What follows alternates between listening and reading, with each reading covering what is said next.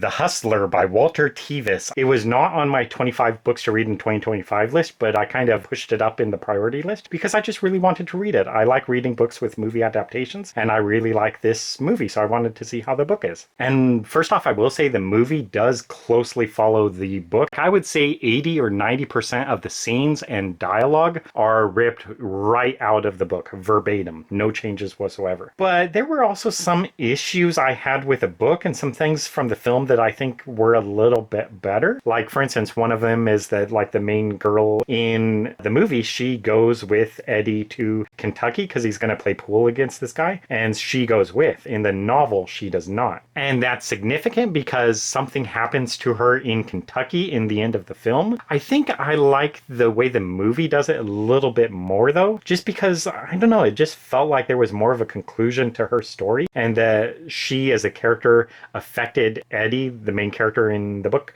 She affected him more in the movie with what happens, whereas in the book, their relationship just kind of ends in a weird way. So I'm just like quite not sure where they stand from here and what was the point of her character really. Whereas with the movie, it's very clear, like, you know, how she affects the protagonist Eddie's like development as a character. Then finally, one more minor change in the film. Eddie's like mentor figure, his name is Charlie. He comes back into the story kind of like middle way through. And in the book, he actually comes back at the very end. In this case, actually, I think the book did it a little bit better just because I liked seeing that guy come back in the end, Charlie, and the way he comes back and what he does in the end, I think was a little bit more impactful than it was in the movie. So I kind of think that was actually a poor change they made in the movie. Originally, I was going to think, well, I'll probably just give this book 5 stars because it's pretty much exactly like the movie. But the more I thought about it, I just kind of have a few issues with the book that I think keeps it from 5-star territory.